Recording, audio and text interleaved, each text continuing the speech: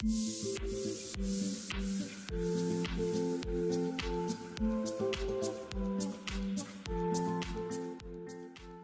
sur le Grand Prix, le 45e Grand Prix de la communication extérieure, je trouve que d'abord, il y a une diversité dans ce qui a été primé. Et ça, je crois que c'est un bon signe, un très bon signal. Euh, une volonté justement de mixer les disciplines, de mixer les formats, de fonctionner par catégorie, par secteur, pour voir un peu ce qu'on est capable de faire dans un même secteur, de très différent, et d'aller primer ce qui nous semble être le plus innovant, le plus créatif, le plus efficace aussi. Moi, je trouve qu'on a eu des bons débats aussi autour de... on n'était pas sur la création en tant que telle, sur un piédestal, mais sur aussi quelque chose qui vous est cher, et c'est normal, la performance, l'efficacité, parce qu'à un moment donné, il faut convertir.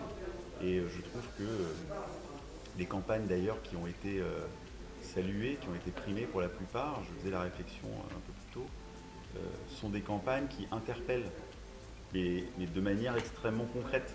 C'est-à-dire quand EasyJet dit Bordelais, virgule, blablabla, elle s'adresse aux Bordelais à Bordeaux. Quand Kiloutou parle dans le langage des pros, elle s'adresse directement aux pros. Et quand Canal Plus souhaite la bienvenue à des Espagnols qui viennent d'arriver sur le sol français, en espagnol, bah, elle s'adresse directement dans la langue. Et ça m'a vachement marqué ça.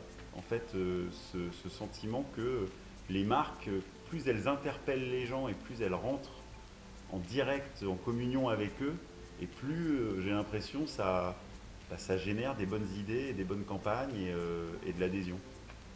C'est toujours très très compliqué je trouve, oui, de décider à un moment donné que parmi des campagnes de qualité assez indéniable, ben, il y en a une sur laquelle on va mettre la lumière.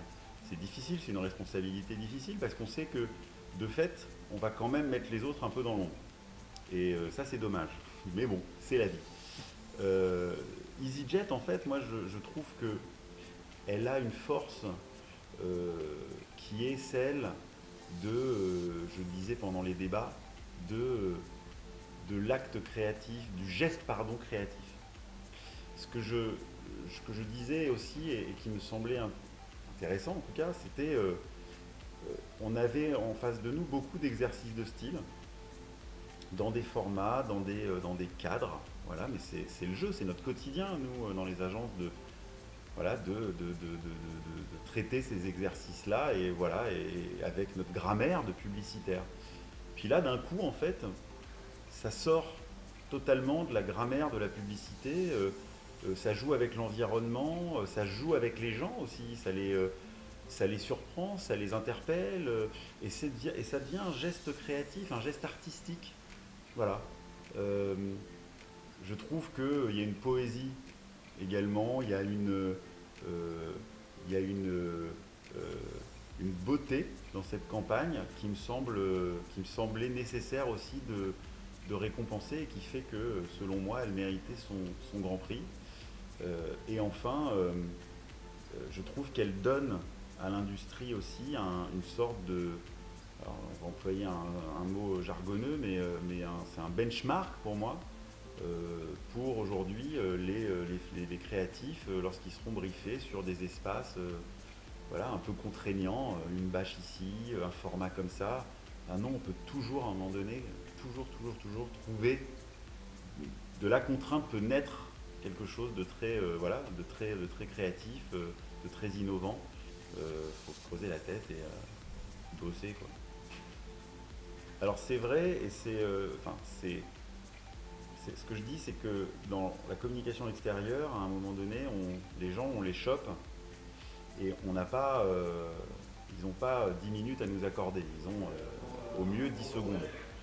Et c'est vrai que ça nous oblige à un moment donné à être extrêmement performant, efficace du premier coup. Et je compare ça souvent au tennis à un ace, c'est-à-dire que c'est le point marqué indiscutablement. Et, voilà.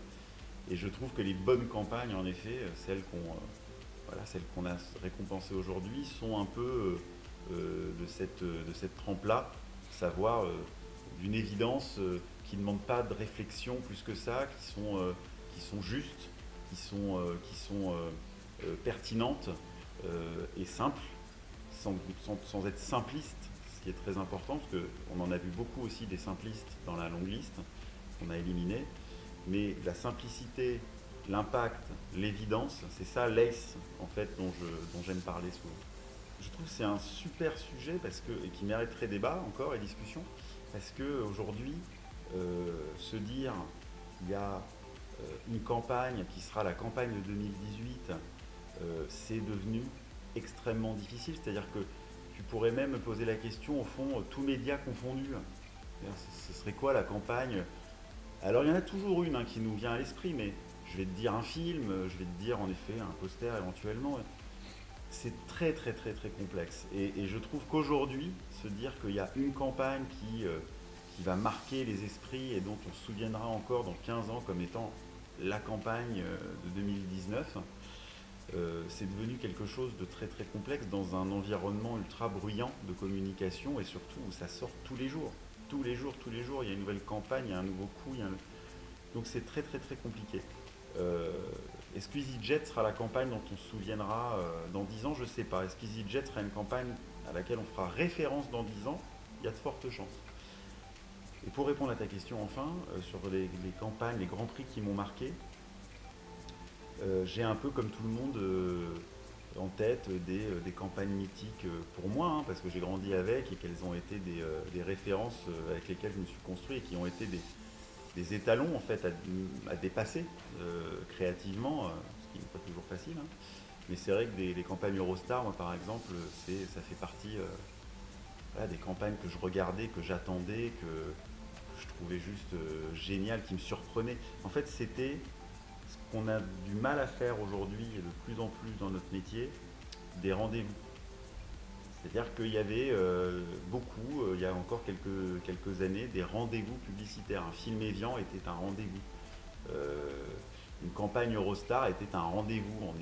Voilà, on était content de voir la nouvelle campagne Eurostar et on en parlait. Euh, c'est de moins en moins vrai. Il y a de moins en moins de rendez-vous.